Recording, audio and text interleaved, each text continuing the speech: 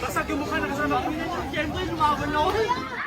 Hampas, suntok at sipa. Yan ang inabot ng 17 taong gulang na lalaki matapos pagtulungan ng 2 gwardya sa Intramuros sa Maynila nitong linggo. May ilang umawat at nakiusap sa mga gwardya na tigilan na ang binatilyo. Ngunit nagpatuloy pa sila sa pananakit. Naaresto ng mga tourist police ang mga gwardya.